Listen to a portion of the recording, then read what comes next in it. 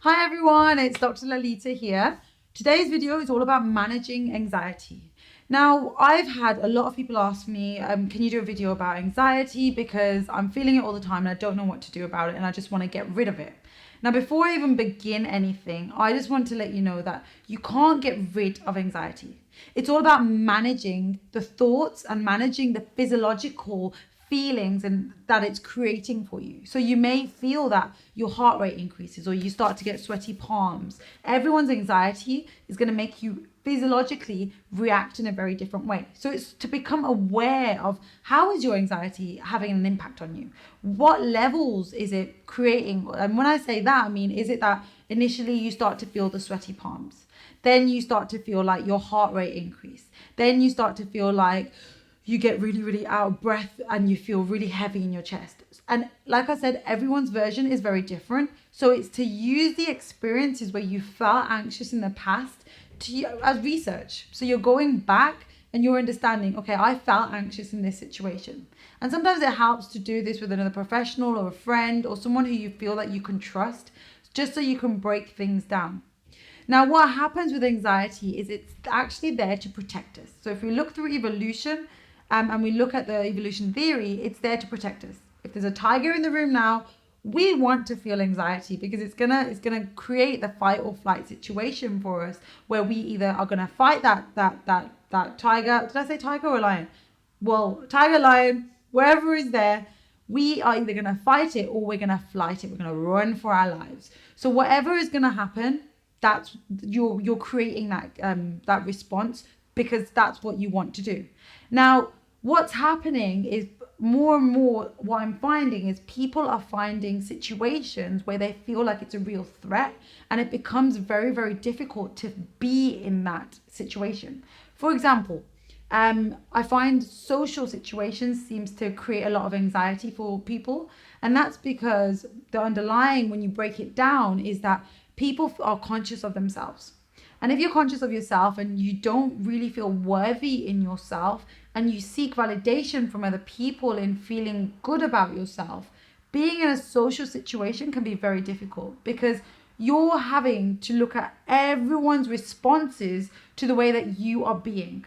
And what I mean by that is that it can become very overwhelming because there's so many different people all talking to you differently and you're not able to monitor what they're doing or what they're saying, and it just becomes too overwhelming and it's like I just need to go from here. And because of that, you then start to create this feeling of anxiety because it's like, I don't know what's good, like it just feels too much and there's a lot of people. Now, I don't mean that that's for everyone. I'm just summing that up. Everyone is different, everyone is unique. So everyone's experience and everyone's version of anxiety is going to be very, very different.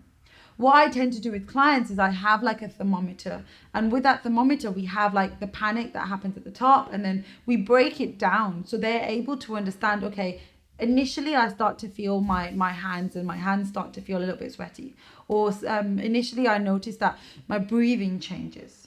So it's to understand what is your temperature, what is your thermometer of anxiety. That helps you to become more conscious. So when you're in situations, you'll be like, actually, I'm already feeling out of breath. I'm already feeling a little bit sweaty. I'm anxious now.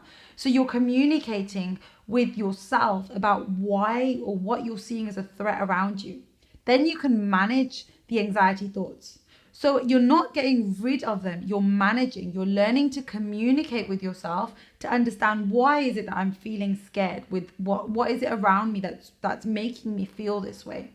It could be like sitting an exam or going for a driving test where you feel like I'm scared of failing. So what does failing mean to you? So like I said, everyone's version is going to be very, very different. So it's very difficult to try and sum it up and just saying, right, this is everyone's version of it. But I want you to take time to reflect. And if you need to ask me any questions, ask me. I want to help you. I want you to communicate with yourself and to develop a beautiful relationship with yourself where you understand yourself and you're constantly growing and thriving and getting stronger within yourself emotionally. Because at the end of the day, the way that we see the world around us, it all comes from the way that we manage our emotions. Our emotions, in a way, is the glue to how we see the world around us. So on that note, if you have any questions, feel free to ask me. But I just want to give you a few tips about the anxiety thermometer. If you want to send your thermometer to me, or if you are struggling and you want some support with it, comment below and share with me. You can send me an email and I will happily respond, because I want to help you. This for me is a journey of I love me. It's you learning to love who you are. And this is all part of the process. Anxiety is always an umbrella, but underneath the anxiety, there's so much more going on. And every individual will have different layers, because every individual is beautifully different. Yes, beautifully different. I did say that.